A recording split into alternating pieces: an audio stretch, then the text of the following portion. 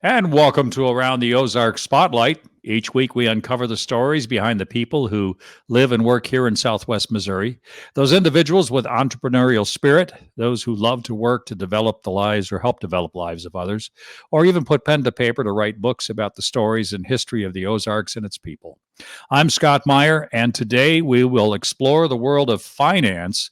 With me today is Shawn Gallagher. Shawn is the financial advisor, a financial advisor with John Piatchek Associates right here in Springfield. Hey, Shawn, how are you? Good. How are you doing, Scott? Great. I'm gonna ask you to get as close to that microphone as you can. That'll help us all out, especially the folks, Shawn, that'll probably call you after the show saying I need some help. But one of the reasons I wanted to have Shawn Gallagher with us on Around the Ozark Spotlight is it's still really close to the first of the year, and not only are people worried about taxes, but folks like myself who maybe I'm already in retirement, but folks thinking about getting into retirement, if they don't have an advisor, should be thinking about an advisor, and we're going to cover that a little bit. But let me serve up a softball question to you, Shawn. Why does somebody even need a financial advisor? I would say the reason is if you take a step back and ask, why do I need a financial advisor? Why do I need an attorney? Why do I need an accountant? There's different people that have in the service industry that provide different services to your kind of individual life. They're your team. So as you go through life, you build your team. So an accountant does one thing, they're tax preparer. Attorney may be for estate planning, or if you have a complex business, you may need an attorney more than most people do. Financial advisor would fall under that. All right, I have questions. I understand finances, but there's things that you get into that just not everybody can know off the top of their mind. Laws change all the time. The big service, though, that I would say a financial advisor does that nobody really thinks of right away, they think of investing, but is the planning, is to sit down with somebody and say, all right, what's my plan? And you can start planning when you're 25. You can also start planning when you're 55.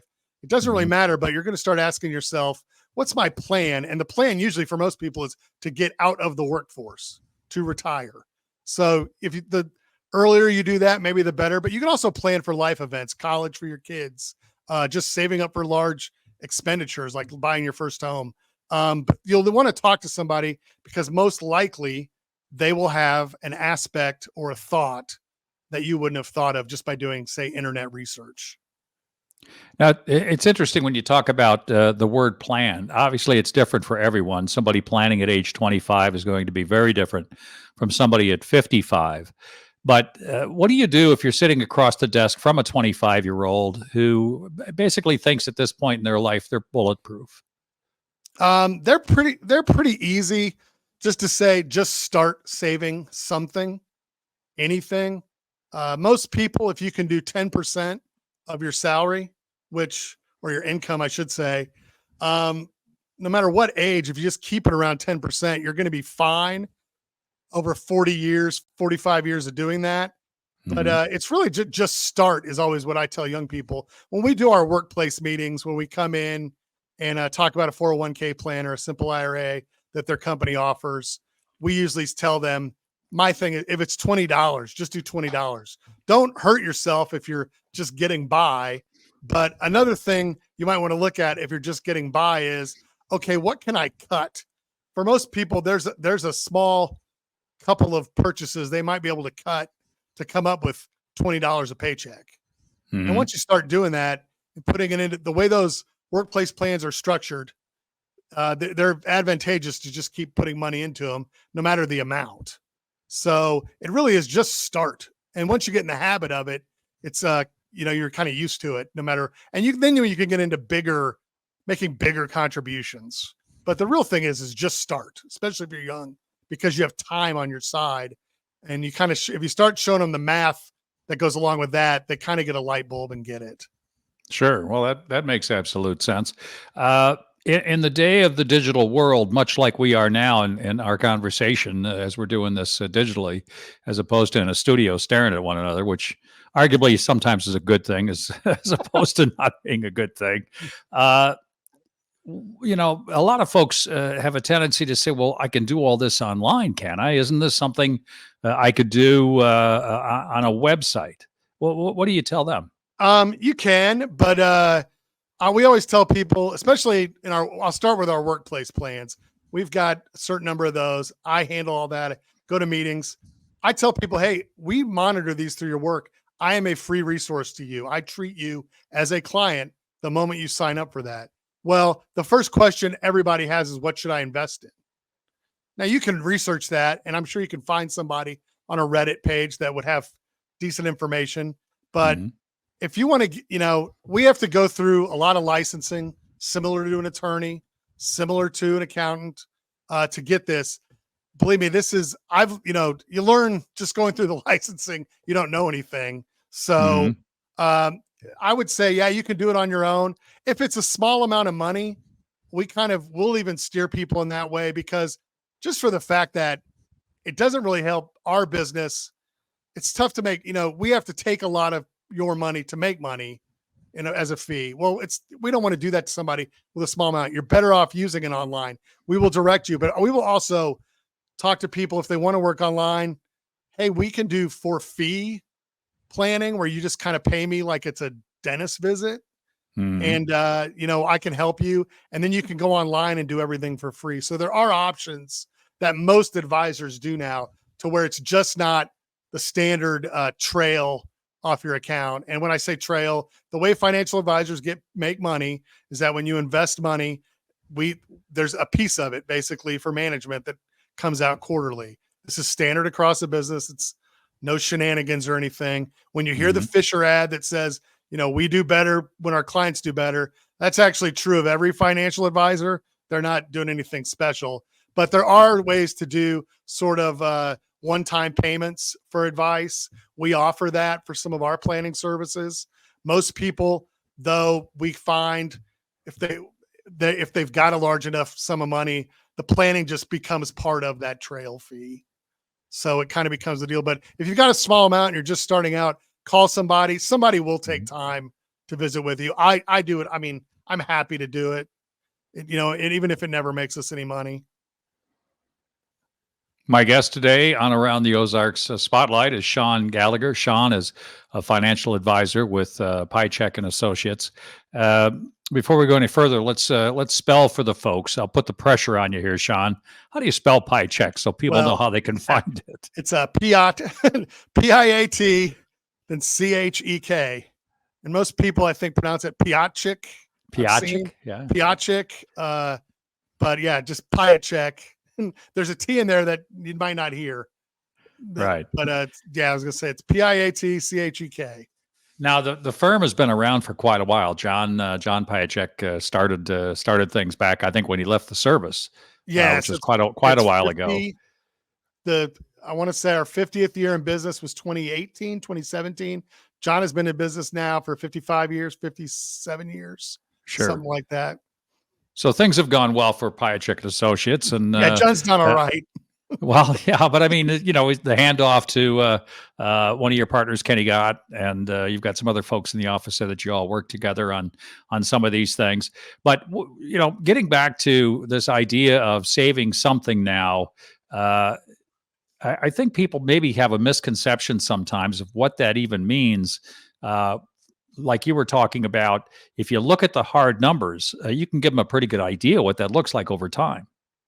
Yeah, I was going to say, well, there's saving can be kind of done a couple ways. And if you think of what your grandmother might have thought of saving, which is I'm going to put money in the bank, which, 80 years ago, she might have gotten 3% on her money sitting in an Mhm. account. Well, if you could grow your money 4 or 5% without ever having downside, it's going to appreciate over time to where you'd be all right. Well, these workplace plans, they've got things like, money market accounts or even bond funds that grow maybe 1 to 3%. But the best way to grow your money is the stock market. It Mhm. freaks a lot of people out because it goes up and down. But the fact is, when we're talking planning, when we're talking long term, these mutual funds that you can invest in are wide swaths of the stock market. They're hundreds of stocks or hundreds of stocks and bonds mixed together. So if one company, Enron, goes belly up, Sure, it's going to affect the price of that mutual fund in your account, but it's not going to bury it. Mhm. If you work for a company, and I'll give a personal, I worked for Great Southern Bank. I got I got options, stock options at one time. There were a lot of people there of the previous generation who their whole retirement was bank stock, which Mhm. that's great if the bank does all right, but I'd be pretty I would have reached a certain point and probably diversified that, because a lot of them had to basically work an extra 5-7 years through the Great Recession to get the stock price back up so they could retire. Well, And I'll share a quick story along the same way, Shawn. Earlier in my career, I worked for a company named Citadel, which was a broadcast company, publicly traded. And the options I had at one point in time, on paper anyway, had they vested, which meant I could sell them at that price, were worth a little over $2.5 million on paper. yes, Citadel went bankrupt in 2000. Oh gosh, what is it now? About 2005. Obviously, those options never came to pass, and that $2.5 million was never in my wife and my pocket. But I'll tell you, it was sure hard to take that piece of paper and throw it away because yeah, it's always difficult to. And it's not that we didn't have other savings; we did. But I never, and I used to tell my wife this when we would talk about it. I said, "Don't ever consider this real money because you can never no, be and that's sure what that that's the case." I tell people, like, if you're investing, especially for retirement for long term, the stock market's going to go up and down a bunch over 45 years. Mhm. And we try to train people to say, all right, this is on paper. You haven't lost any money. All you've done is your amount of shares are worth less. So when those shares go up in price, you'll be fine. I try to focus on kind of like, hey, you've got 1,000 shares of this stock. Right now it's trading at $9. When it gets back to 20, think of what's going to happen. And the weird thing is, when you're working, when there's a downturn and you're purchasing in your workplace plan, you're actually buying stocks and mutual funds at a discount. So you Mhm. can dollar cost average over your life to get that purchase price sort of down from everything. So the growth can be exponential when we have a return and explosion. A lot of people, if they looked at their accounts in November and December at the end of last year, probably saw a lot of growth. I've started seeing it where all of a sudden I call clients and I'm like, man, you had a really good year last year out of nowhere. And it Mhm. really pops up. So I kind of train people, especially if they're 25, 35, don't even look at your account. Consider it workplace savings. I'm just saving. I'm saving 10% of my paycheck or 5% of my paycheck. Just look at it. And basically, people know you have a gut feeling at 50 or 55. Do I have enough? I'm 50 right now. I can tell you the answer right now. My wife and I would look at each other and be like, we could probably retire, but it'd be awful. So we're Right. I mean, it's just that simple. But we Sure. have people come in at 55, 60. Can I retire? If the answer is no, they already know that answer. Like, Mhm. it's in the back of your mind. It's just like everybody intuitively knows this. So what you want to do is like, all right, the question becomes, well, when can I retire? Like, okay, let's do some planning. And what you kind of want to do as you get closer to your retirement date is start to maybe put some money aside, meaning that if you are 100% all in equities in your workplace plan, your 401k, you might want to start taking 10% of that out. We have something called recession reserve that Hang we on to put it. that thought. We're Okay. going to talk about that after the break All right. Sounds because good. that's important. I was going to throw in here before we break, just like there's lawyer jokes, there are financial advisor jokes. And one of my favorites is we were meeting with our financial advisor and he said, "You are ready and able to retire so long as you pass away in 3 months." Was that me? No, that wasn't you. And I've thankfully, told that's people that. not the case. On that note, I want to thank my guest who's going to hold on here through the break, Shawn Gallagher. Shawn is the financial advisor with Piatchek and Associates. We'll be back in a moment with more on Around Ozark Spotlight. I'm your host, Scott Meier. Be back in a minute. Hey, everybody, it's Ethan and Sarah Forhetz from your favorite podcast, Around the Ozarks in 5. I'm sure you've been wondering, how can I get even more amazing stories, events, and witty banter to start my day? Well, look no further. Here we are. Sign up for our daily newsletter. You'll have what's going on around the Ozarks right at your fingertips each weekday morning. Yeah, just go to aroundtheozarks.com, click on the newsletter tab to sign up. Thanks for listening to Around the Ozarks in 5. We hope to see you in your inbox soon. Welcome back to the second half of today's Around the Ozarks Spotlight. I'm your host, Scott Meier. With me today, Shawn Gallagher. Shawn is a financial advisor with Piatchek Associates here in Springfield.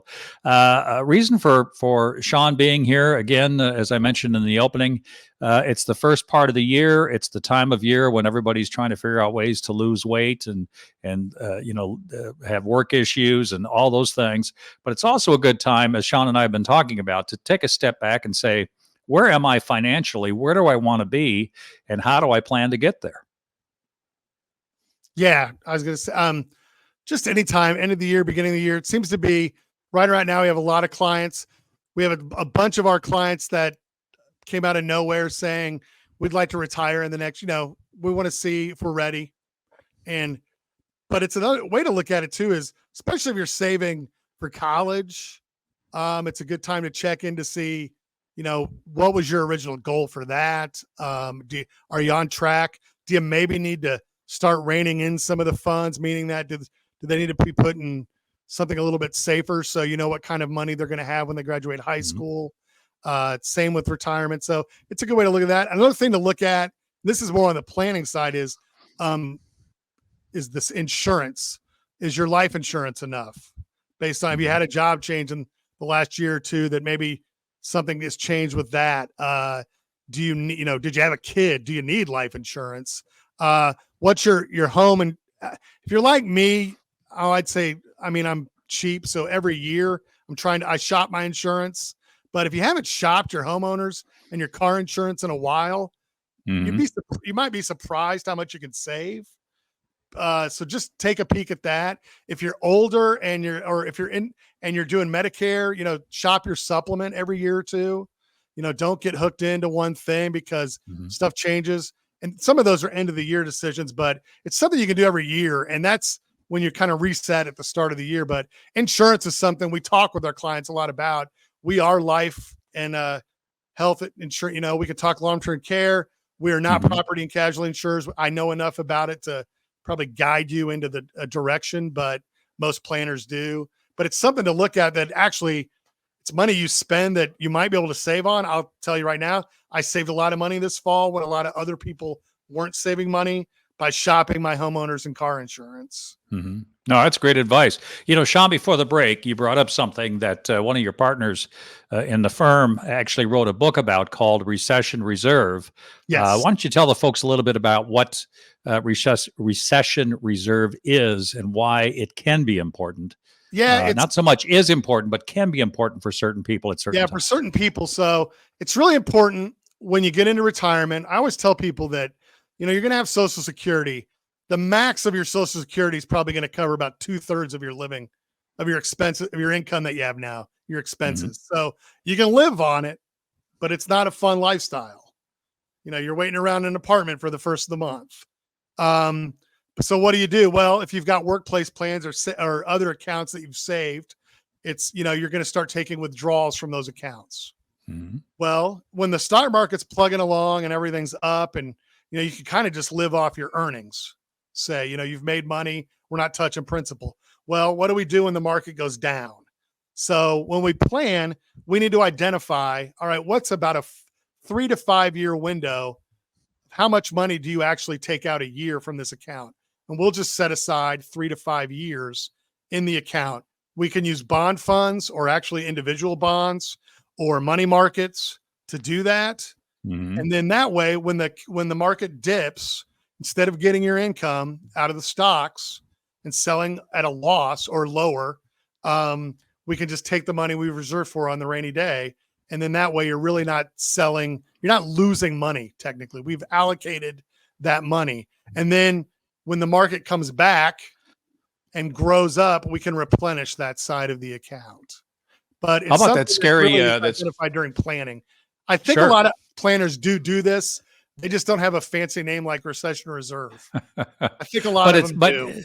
But it's funny, for me personally, recession reserve was important for my wife and I when we were talking prior to retiring, because it does allow you not to look at the market every day when you Yeah. have money set aside, and knowing that money that's set aside is for that very reason. And it takes a little bit of pressure off you, and that's a good thing. Now, having said that, there's another point to this, which is the A word. You didn't mention that yet, but the A word being annuities, which, you were talking about Fisher Investments a while ago. A big part of their advertising has We don't for sell quite a commission while products. talked about that they're not about annuities. There's a lot No. of things that they do or don't like about annuities, and we don't have time for you to get really deeply into annuities. But I'm hoping that today's show will help explain, at least on the surface, some of these things that people should know about if, in fact, they're trying to figure out a plan. So, can you talk a little bit about annuities without getting too deep into the weeds? Yeah, I won't get into the weeds. An annuity, for people that don't know what that is, it's the simplest way to say it is you give a company a sum of money, and they're insured, and it's an insurance product. It is not a financial product. So it's sold by an insurance company, Massachusetts Mutual, usually life insurance companies. The original annuities were thousands of years ago. Roman soldier would give somebody 2,000, lire, and then they would just pay them back that money throughout. It's called an immediate annuity. They still sell something like that. Well, they now have different types of annuity products, but what you can do is, the big thing about an annuity, they want the amount of money you give them. So say you give $100,000, you won't ever go below $100,000. Now then you can figure out how you want your money to be credited, meaning that you can choose a cap or maybe a participation rate or something. Well, the way a cap works is it is indexed to the S&P 500. So they may say currently right now you can get a 9% cap. You can do a 9% cap, which means what? What does that mean? Should I get 9% a year? No, it's tied to the S&P 500 based on the performance between your anniversary dates, which is the purchase date and then 1 year. So in that year, if the S&P was up 5%, you'd get 5% growth on your money. If it was 10%, you get 9. If it was minus 10, you'd be 0. You would be flat. You'd still have $100,000. And then if it goes up, that money then compounds. Like if it went up 5%, you have 105. That's your new baseline. It doesn't go back down again. So over a 7-10 year period, you can average, right with a 9% cap, you can average almost 7% because of the way it works. So they're very safe products, but what you give up for that safety is liquidity. They will punish you for taking out more than maybe 10% of your money. And then there are annuity products that do provide lifetime income. And if you're looking for a way to kind of create your own pension, is what we talk with people. We're doing it for people right now. If you have high net worth, they can be used in ways to kind of help with minimum distributions, or if you have a spouse that would like to have some income after you die. There's all kinds of ways to play with them, but they're very safe products. They're very invested. Like they're more secure. Probably insurance companies are more secure than banks. Less of them go down than banks. So, and then the state of Missouri, it's up to $250,000, just like the FDIC. So if you had a product, a company went out, it was $200,000, you'd get that money back. Wouldn't lose anything. But they're a good planning tool for some people, especially if it's money you don't need to touch for a while. Say you're 60 and you're looking to retire at 67. We got 7-year term. We can put it in there. We know that money's going to be off to the side. That's kind of your recession reserve. We'll just let it go over there. We'll let it grow a little bit. And then at the end of the day, once that 7 years is up, it's free and clear. The taxes on it are a little bit different. I won't go into the weeds, but it's something for most people, it's a better tax structure than brokerage accounts. So they're a really good thing. There is another product though called, they're brand new. They're about 5 years old. And I actually think this is the future. I've told my mother to ask her advisor about, they're called buffered ETFs and buffered products. And what they are, they're similar to an annuity, where an annuity has like a 0% floor. Well, these are ETFs. They're traded like stock, but excuse me, they have a minus 15% floor, meaning that if the stock market goes down to 15%, you don't owe anything. You're still in the band. Now they do cap your growth at about 12 to 13%. But the trick is with math, if you don't really have any losses, you don't need huge gains to make money. So I've talked to some advisors. We're looking at them. Our brokerage platform is just approved them. The big thing they add though is they are liquid, unlike an annuity. So you could have access to your money and get in and out. I've got a fan guy who sends me information. I'm hoping that these would get placed in workplace plans because they would be a phenomenal thing for a workplace plan. If you knew for the average investor to never have to worry really about the stock market being down, because 15% in 100 years, the stock market's only lost more than that in 1 year, 6 times. So you're looking at a 5%. I'll take those odds 1 out of 20. So, well, to put it in reality, Shawn, we lost in our plan, our family plan back in 2007 to 2008, almost 50% of the value of our 401k. Yeah. We're not alone. I mean, No. Many did, and you literally have to have 100% growth to get that 50% back. No, and it exactly. took how many years for that to happen? Because so, the simplest math for people to understand is if you're down 20%, you need 25% to be back to normal. Sure. Right. So, well, there's a lot of that math. Well, there's a lot of that math out there that again, I wish they would teach this stuff in school. And you've been around the school business, and I don't think they really teach easy finances or any kind of financial work throughs for school, whether you're in middle school or high school or even in college.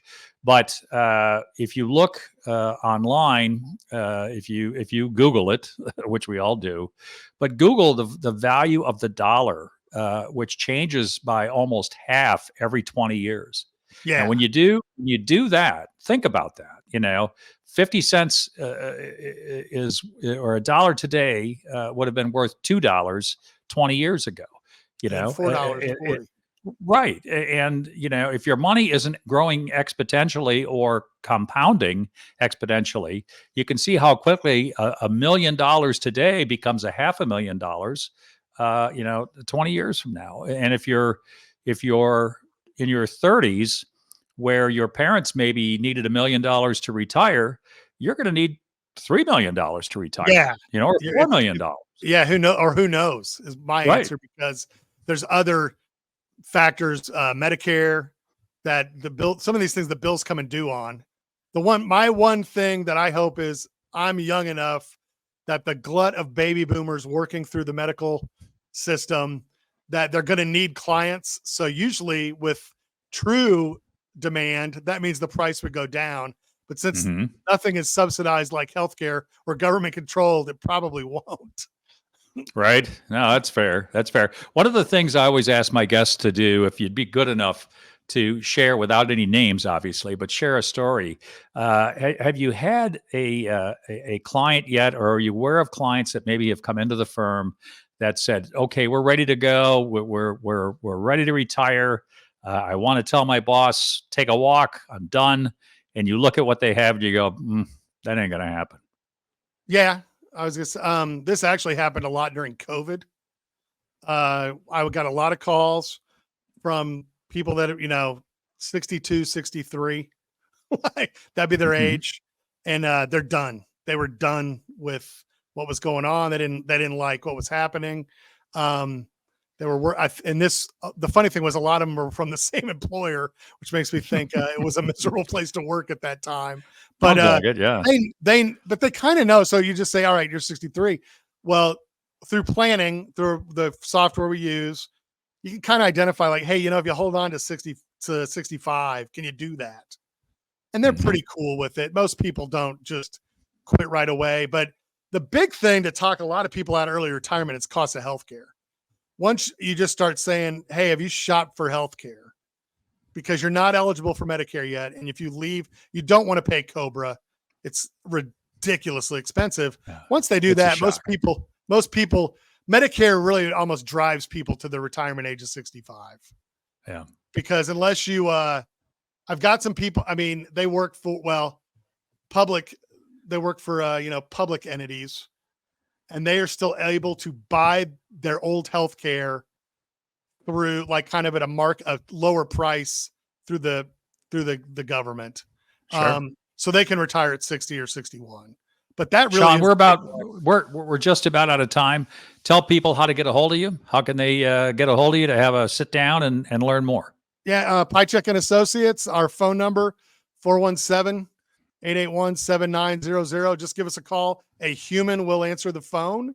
Anybody in the office that answers the phone can set an appointment. I want to thank my guest, Shawn Gallagher, today on Around the Ozark Spotlight. Also, my producers, Taylor Worley and Jay Stevens, and all of you for joining us today. If you happen to miss all or part of today's conversation, you can find ATO Spotlight at the aroundtheozarks.com or on the ATO app found in either the Apple App Store or Android apps. There you'll find today's program as well as all the others from the last couple of years. I'm Scott Meier. Today, remember to say every day is a gift and the best present you can ever receive. Again, Shawn, thanks for your time. Goodbye, everybody. You're welcome.